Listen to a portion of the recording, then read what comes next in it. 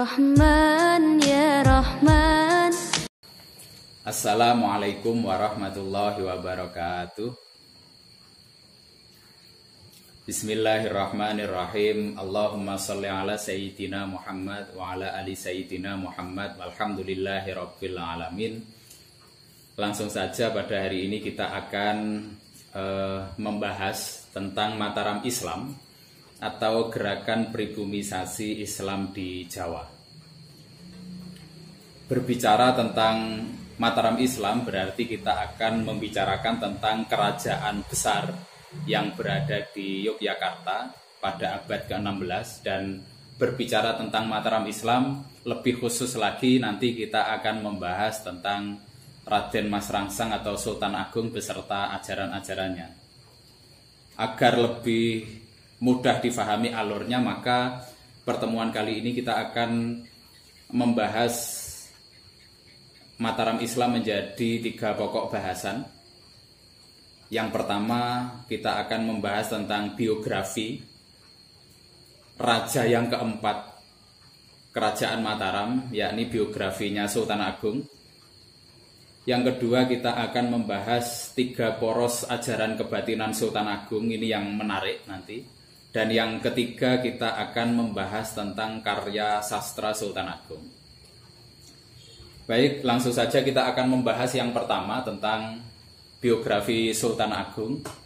Sultan Agung ini merupakan raja keempat Kerajaan Mataram Islam, dan ketika dipimpin oleh beliau, Mataram ini ada pada masa keemasan.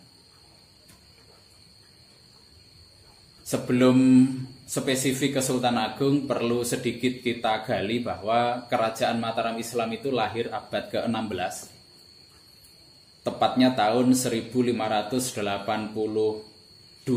berarti sekitar 400 tahun yang lalu lah, 400 tahun lebih. Sedangkan pusat pemerintahannya terletak di wilayah Kutha Gedhe, Yogyakarta. Silsilah Kerajaan Mataram, yang pertama rajanya bernama Panembahan Senopati. Sebenarnya namanya Sutawijaya tetapi mendapat gelar Panembahan Senopati.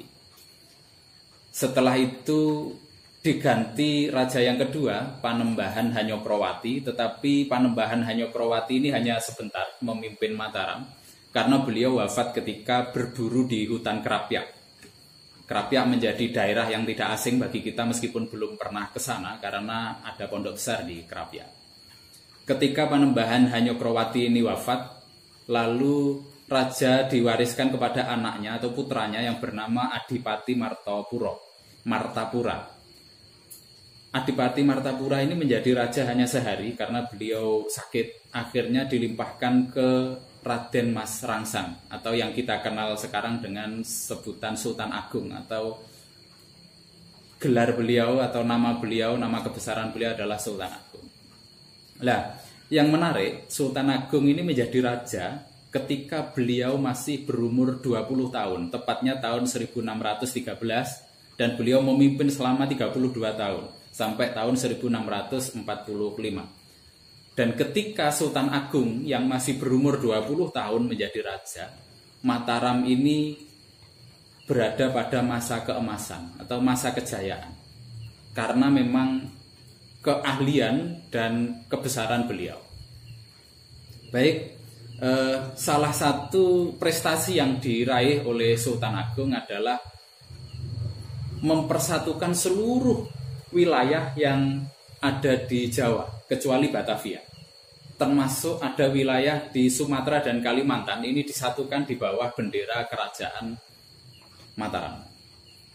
Singkat cerita, sebenarnya kalau kita langsung lompat sejarahnya, Sultan Agung ini dulu sangat memusuhi VOC atau Belanda.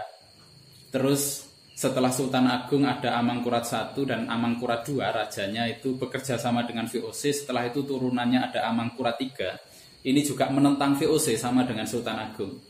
Nah, dari penentangan kepada VOC inilah akhirnya terjadi konflik berkepanjangan di Kerajaan Mataram. Ini masa surutnya ketika dipimpin oleh Amangkurat III.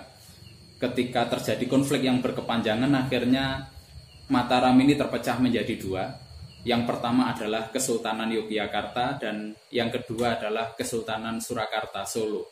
Jadi kalau panjenengan melihat sejarah ini akan menjadi tahu kenapa di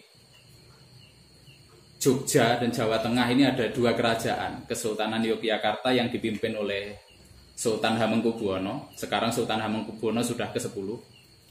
Dan di Kesultanan Surakarta dipimpin oleh rajanya Pakubuwono.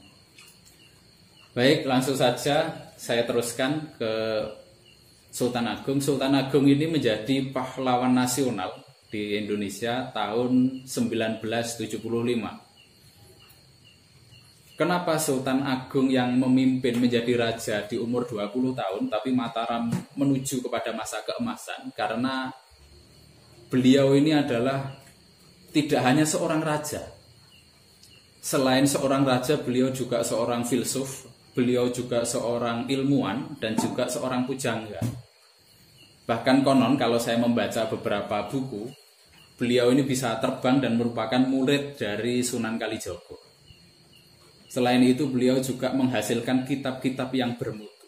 Karena beliau mempunyai kebiasaan ketika kecil itu suka bertapa, mensucikan diri. Kalau sekarang kita membahasakan diri muhasabah.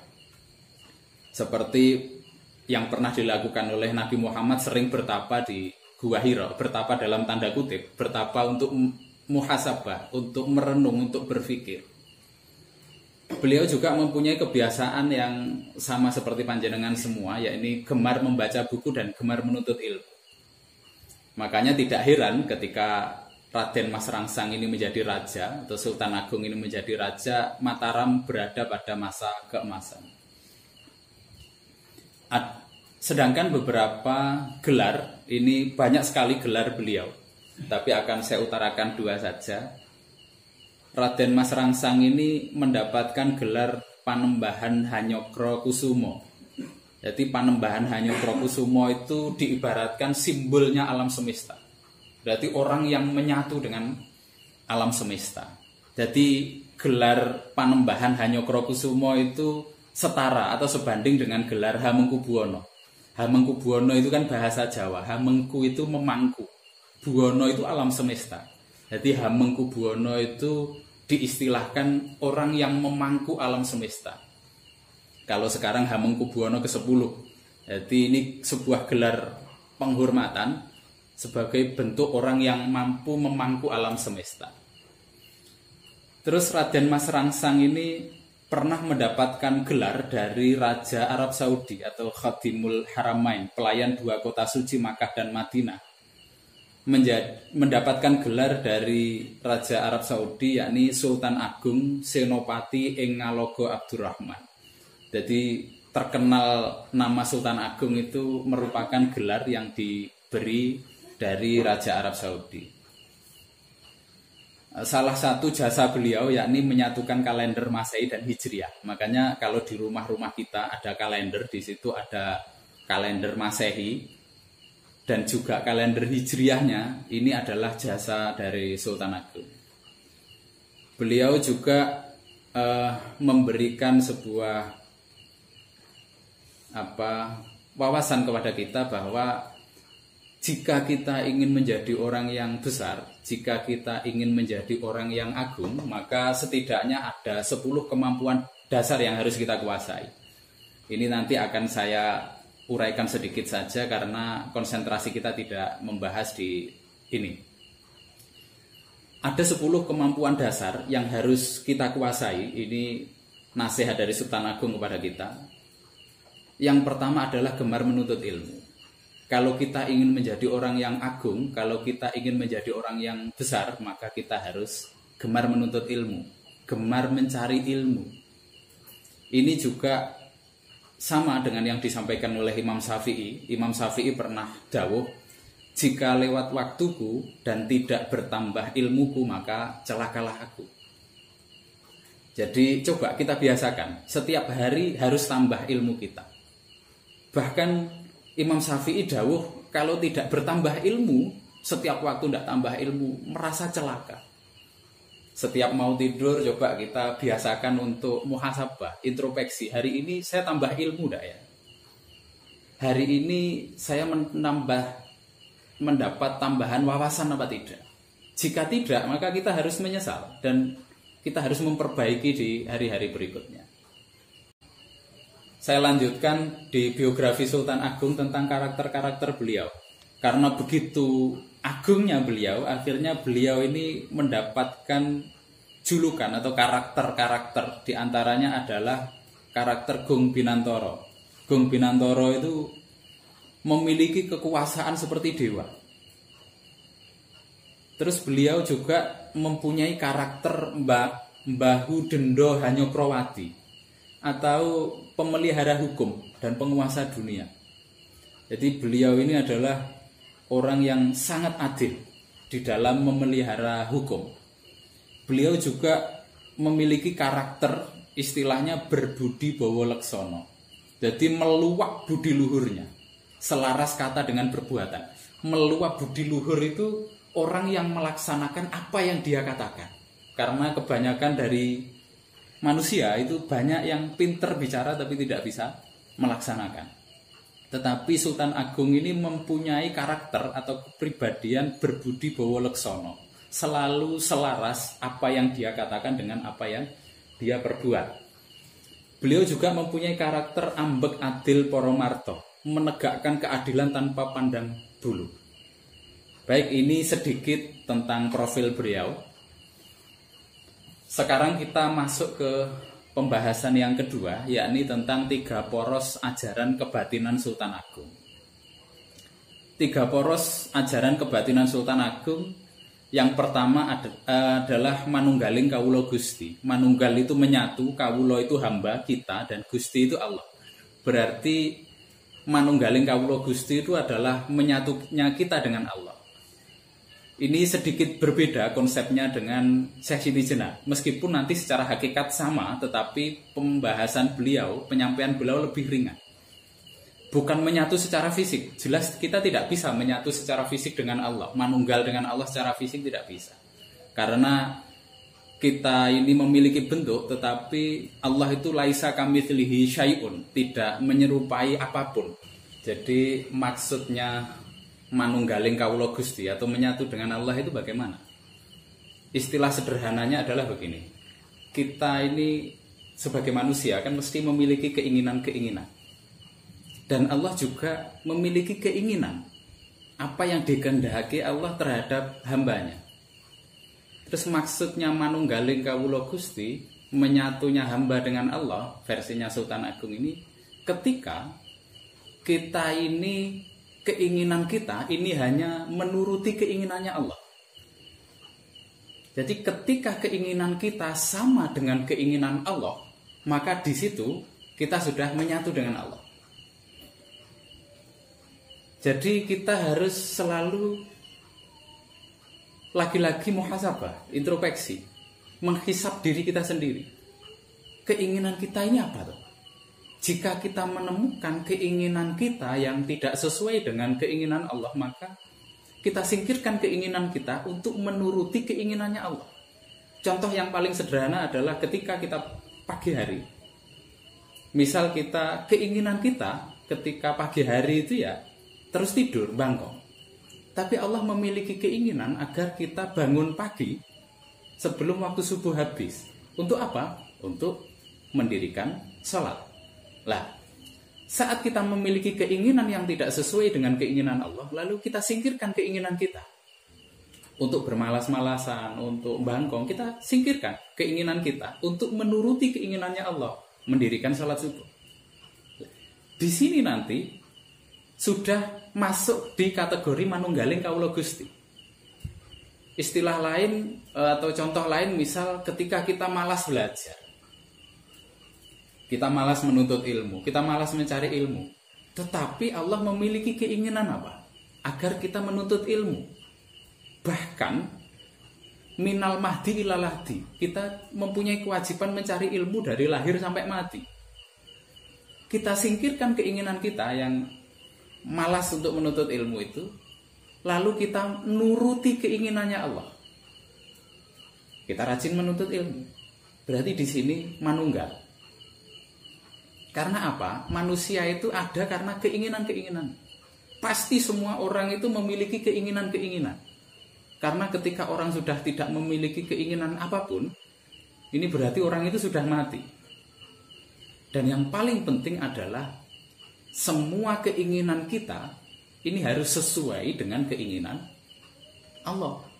Kalau kita menemukan keinginan-keinginan yang tidak sesuai dengan keinginan Allah, maka kita singkirkan keinginan kita dan kita nuruti apa yang diinginkan oleh Allah.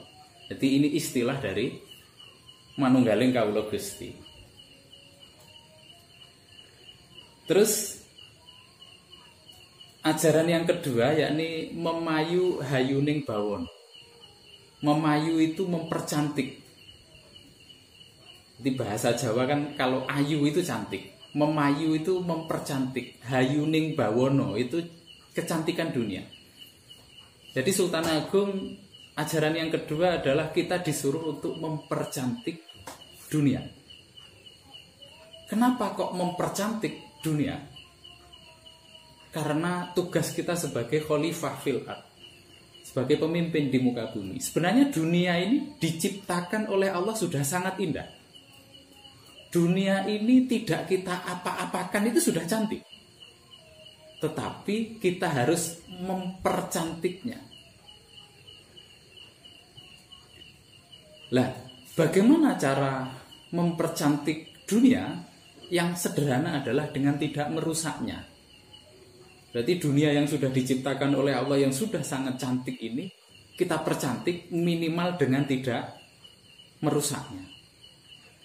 Terus yang selanjutnya bagaimana? Tergantung profesi kita sebagai apa.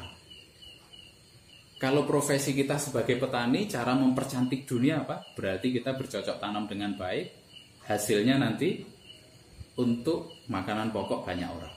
Berarti petani ini mampu memayu hayuning bawon, mempercantik dunia, mempercantik bumi, mempercantik alam semesta. Bagi seorang pejabat, bagaimana cara mempercantik dunia? Berarti dengan menjadi pejabat yang baik, menjadi pemimpin yang mampu menyatu dengan rakyatnya. Jadi seperti kalau manunggaling kawula Gusti menyatunya hamba dengan Allah, manunggaling pemimpin dengan rakyatnya. Dengan cara apa? Pemimpin itu kan pasti mempunyai keinginan-keinginan.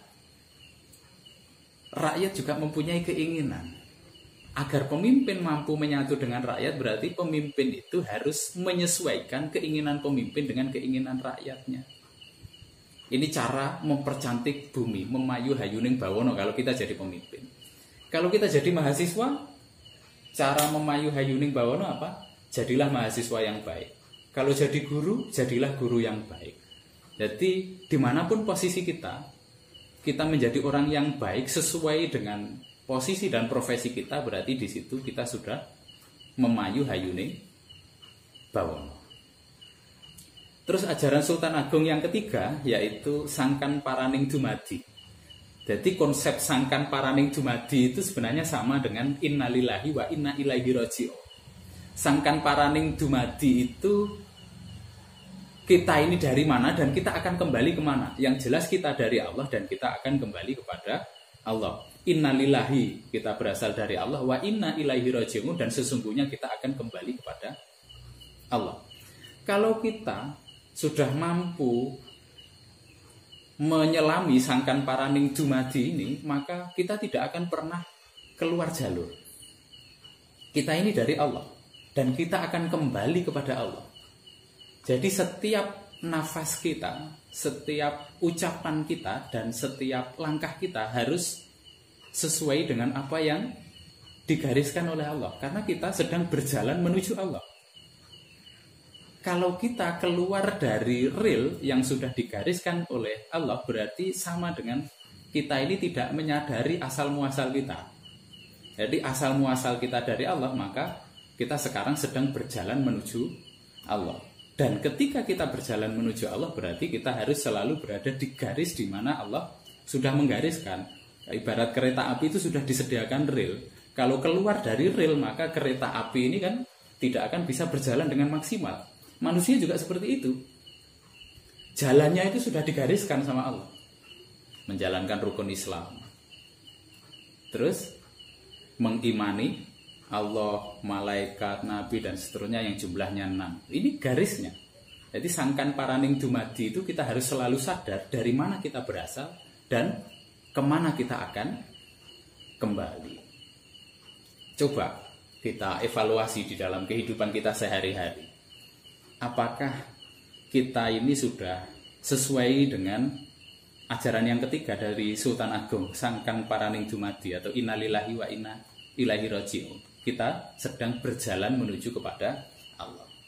Contoh yang paling sederhana adalah semua yang kita lakukan harus semata-mata untuk mencari ridhonya Allah, karena kita akan kembali kepada Allah. Ketika kita sholat, kita membaca inna sholati wa nusuki wa mahyaya wa mamati lillahi rabbil alamin. Sesungguhnya sholatku, ibadahku, hidupku dan matiku lillahi rabbil alamin, hanya untuk Allah. Lah, kalau karakternya Sultan Agung tadi selaras antara ucapan dan perbuatan, coba kita evaluasi apakah kita ini sudah selaras antara ucapan dan perbuatan kita. Kita selalu mengucapkan sesungguhnya sholatku itu karena Allah, hidupku karena Allah, matiku karena Allah. Tetapi seringkali kita bukan karena Allah, tapi karena surga misalnya.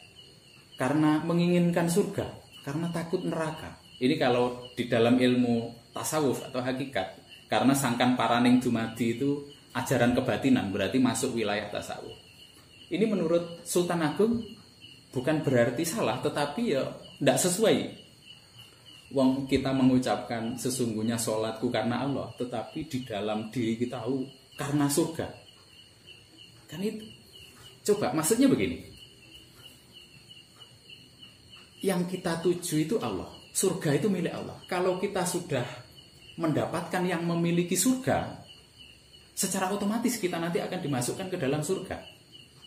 Saya kasih contoh begini. Ketika ada seorang perempuan yang menyukai seorang laki-laki,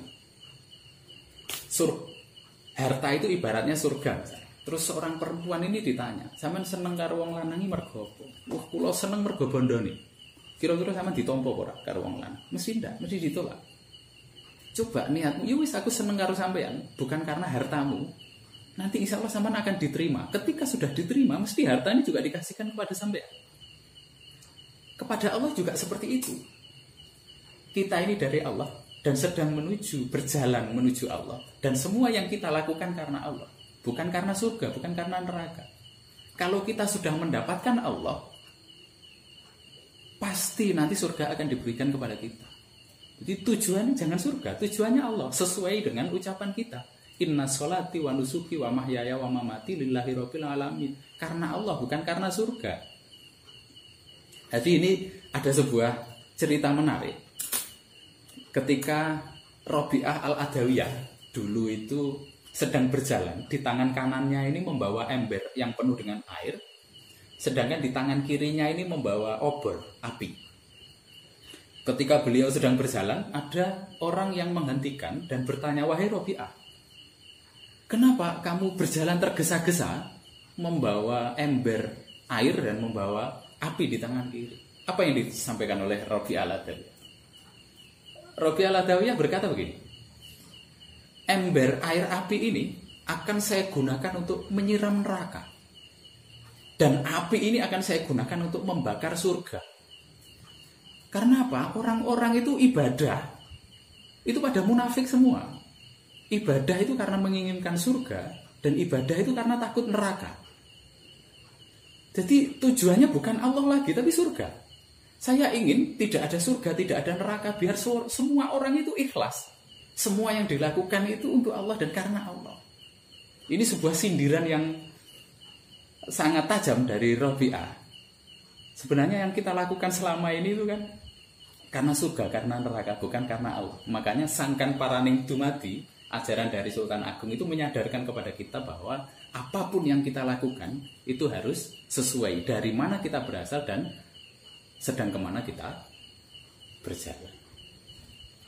Makanya dulu Rabi'ah al-Adawiyah juga pernah berdoa begini, ya Allah, kalau saya ini ibadah karena menginginkan surgamu, maka tutuplah pintu surga untukku selama-lamanya.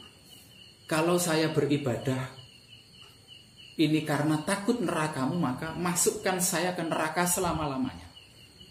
Tetapi kalau saya beribadah kepadamu hanya semata-mata mengharapkan ridhomu, maka izinkan aku untuk memandangmu. Ini hampir sama konsep sangkan paraning dumadinya Sultan Agung dengan apa yang pernah disampaikan oleh Rabi'ah al-Adawiyah. Jadi dari mana kita berasal dan sedang kemana kita menuju, ya tujuan hidup kita.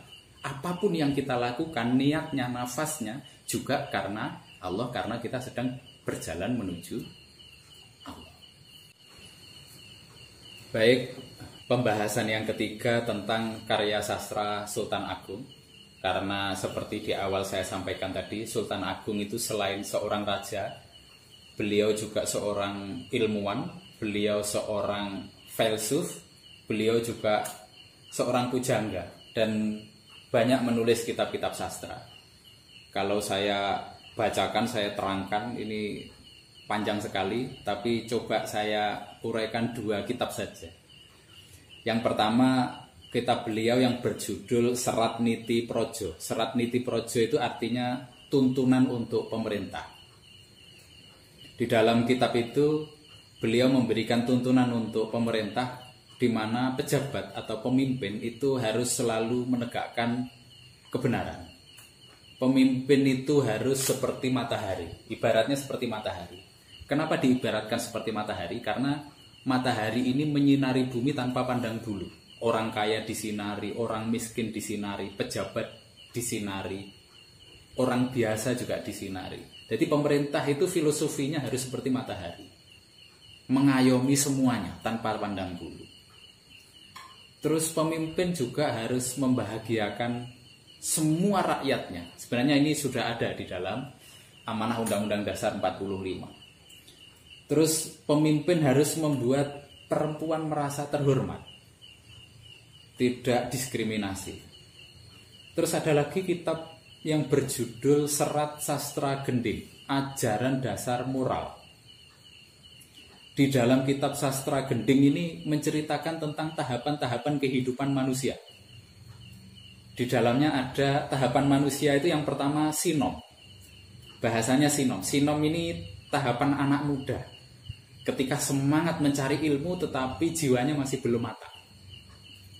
Terus setelah manusia itu melalui tahap sinom akan naik lagi di tahap selanjutnya, asmorondono. Asmorondono itu tahapan di mana orang sudah mulai mendirikan cinta. Saya tidak mengatakan jatuh cinta, tetapi mendirikan cinta. Kenapa tidak dikatakan jatuh cinta? Karena jatuh itu tiba-tiba. Jadi orang kok mengatakan saya jatuh cinta kepadamu, berarti dia tiba-tiba jatuh cinta. Jadi kalau ada orang yang mengatakan kepada sampean jatuh cinta, itu jangan diterima dulu. Suruh dia pulang untuk berpikir dulu. Karena jatuh itu tiba-tiba. Biasanya orang yang jatuh cinta, yang tiba-tiba jatuh, tiba-tiba mencintai itu biasanya juga tiba-tiba akan pergi. Suruh dia berpikir. Karena apa? Sampaikan. Tolong pikirkan lagi, karena mengatakan cinta itu hanya membutuhkan waktu tidak ada 1 menit. Tetapi untuk membuktikan cinta itu membutuhkan waktu seumur hidup. Jadi kalau ada orang yang mengatakan jatuh cinta, suruh berpikir dulu. Tapi kalau Sultan Agung menggambarkan istilahnya asmorondono, tahapan orang yang mulai mendirikan cinta. Seperti kita mendirikan sholat, akimis sholat. Berarti penuh dengan pertimbangan. Orang yang sholat itu kan ya nggak tiba-tiba sholat, penuh dengan pertimbangan. Harus wudhu dulu, harus suci dulu. Suci pikirannya, suci hatinya, suci fisiknya, suci tempatnya. Lah, orang yang mendirikan cinta juga harus seperti itu. Harus suci pikirannya, suci hatinya, suci badannya dari nafsu agar cintanya itu murni. Jadi ini tahapan di dalam kitab Sastra Gending setelah sinom. Ada asmorondono, tahapan orang yang mulai mendirikan cinta. Yang selanjutnya ada dandang gulo. Dandang gulo itu tahapan di mana orang sudah mulai mencari penghidupan sendiri. Orang yang sudah mulai mapan, tetapi ada banyak godaan di sana sini. Orang yang sudah mendirikan keluarga, mulai mandiri. Orang yang sudah mulai mandiri nanti akan banyak sekali godaan. Kadang godaannya ketika kita kaya, kadang godaannya ketika kita miskin. Ini diterangkan di dalam kitab Serat Sastra Gending. Kaya itu kenapa kaya ini menjadi godaan? Coba silahkan nanti dibuktikan. Ketika orang yang sudah berkeluarga, ketika kaya, saya terangkan ketika miskin dulu. Ketika orang miskin ini cobaan untuk istri. Jadi ketika sudah berumah tangga, kok posisi ekonominya lemah, miskin, ini cobaan untuk istri. Kuat enggak? Istri selalu mendukung suami di saat suami tidak memiliki apa-apa. Jadi ketika keluarga miskin, ini cobaan untuk istri. Tapi sebaliknya, ketika keluarga ini sudah menjadi kaya, ini cobaan untuk suami. Kuat enggak seorang suami yang memiliki harta yang melimpah kaya? Ini untuk tidak masna. Bahasanya tidak mendua. Jadi ketika miskin adalah cobaan untuk istri dan ketika keluarga itu kaya ini adalah cobaan untuk suami. Ketika miskin kok istri ini lulus dari ujian ini tetap setia. Dan ketika kaya seorang suami ini lulus dari cobaan tidak mendua, maka rumah tangga ini akan kokoh. Ini dandang gulo. Terus tahapan selanjutnya manusia itu setelah dandang gulo adalah pangkur. Pangkur itu adalah orang yang sudah saatnya pensiun dari keduniaan. Orang yang harus bisa mengalahkan egonya sendiri. Orang yang hidupnya hanya mengabdi kepada Allah karena mempersiapkan kehidupan ukhrawi. Terus ada lagi kitab-kitabnya Sultan Agung itu diantaranya Serat Kakia Saning Pangrajut, kitab pedoman untuk pembebasan jiwa. Ada lagi kitab Serat Mardi Utomo, kitab perjalanan hidup yang mulia. Ada kitab Serat Lampahing Gesang, kitab tentang perjalanan hidup. Ada kitab Serat Banyu Bening, Serat Banyu Bening. Mesti jenengan sudah bisa menebak, air yang jernih, kitab tentang air yang jernih. Ada kitab Ngilmu Kasampurnan, ada kitab Serat Sastro Hari Jendro, kitab sastra tentang ajaran Batara Indra. Ada kitab Serat Mardi Rahayu, kitab bimbingan budi luhur, dan masih banyak lagi. Baik, para mahasiswa, ini yang bisa saya sampaikan tentang Mataram Islam atau pribumisasi Islam di Jawa. Yang jelas pembahasan ini sangat sempit sekali, karena membahas tentang Mataram Islam ini juga sangat panjang. Panjenengan bisa mencari materi-materi yang lain, bisa di YouTube, bisa di Google dan lain sebagainya tentang Mataram Islam. Masih banyak sekali untuk menambah wawasan kita. Tugas panjenengan adalah meresum materi kita hari ini. Resumnya meliputi dua hal. Yang pertama, hikmah apa yang panjenengan peroleh dari materi ini. Yang kedua, mengkontekstualisasikan himmah itu dalam kehidupan sehari-hari itu bagaimana caranya. Nanti silahkan dikumpulkan kepada penanggung jawab. Untuk itu saya cukupi sekian. Wallahu a'lam bishawab.